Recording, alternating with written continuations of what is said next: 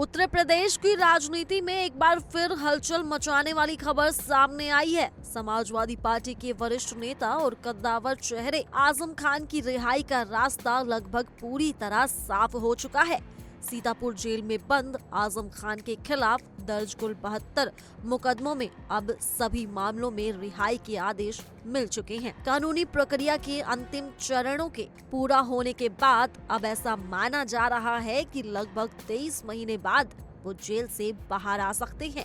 इस खबर के सामने आने के बाद समाजवादी पार्टी के कार्यकर्ता और उनके समर्थकों में जबरदस्त उत्साह है और कई जगहों पर लोग उनकी रिहाई का काउंटडाउन शुरू कर चुके हैं। असल में हाल के हफ्तों में आजम खान के लिए कई कानूनी मोर्चों पर राहत मिलती रही है। सबसे पहले उनके खिलाफ दर्ज 53 मामलों में अदालतों ने रिहाई के आदेश जारी किए थे, जिनमें चर्चित क्वालिटी बार प्रकरण भी शामिल था। इसके बाद एमपी एमएलए स्पेशल कोर्ट ने शेष 19 मामलों में भी रिहाई रिलीज ऑर्डर जारी कर दिए। इस तरह कुल मिलाकर 72 मामलों में आजम खान को रिहाई मिल चुकी है, जिससे उनकी जेल से रिहाई अब सिर्फ औपचारिक प्रक्रिया भर रह गई है। आजम खान को पहले डूंगरपुर मामले में 10 साल की सजा सुनाई गई थी, लेकिन इस मामले में भी उन्हें इलाहाबाद हाई कोर्ट से जमानत मिल गई थी। हाई कोर्ट ने ये भी निर्देश दिया था कि उनकी जमानत की शर्तों की जांच और सत्यापन कराया जाए। इस आदेश के तहत पुलिस और राजस्व विभाग ने रिपोर्ट तैयार कर कोर्ट में जमा कर दी है। इसके बाद लूट, डकैती, धोखाधड़ी जैसे कई गंभीर मामलों में उन्हें जमानत या रिहाई मिल गई है।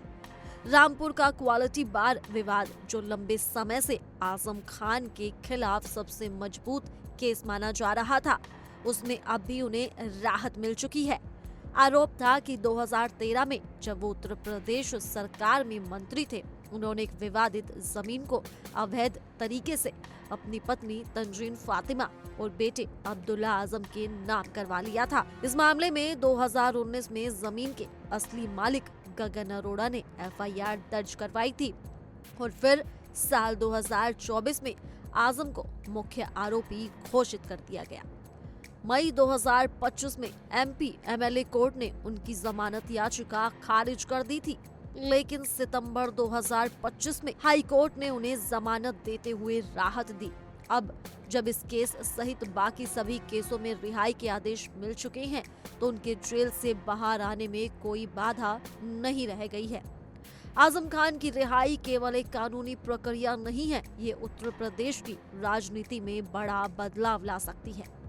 लंबे समय से राजनीति से दूरी बनाए हुए आजम खान के अब फिर से सक्रिय होने की चर्चाएं भी शुरू हो चुकी हैं। अब उनके समर्थकों को उम्मीद है कि वे अब फिर से समाजवादी पार्टी में महत्वपूर्ण भूमिका निभाएंगे।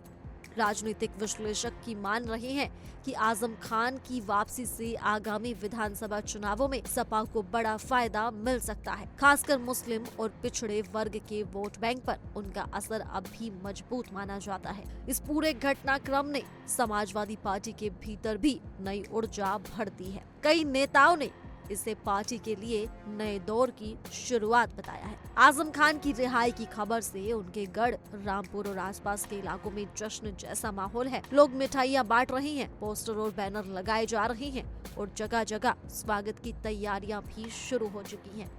अब देखना ये होगा कि आजम खान जेल से बाहर आने के बाद सियासी मंच पर किस तरह वापसी करते हैं। क्या वो पहले की तरह आक्रामक भूमिका में दिखाई देंगे या रणनीतिक रूप से कोई नया रास्ता अपनाएंगे।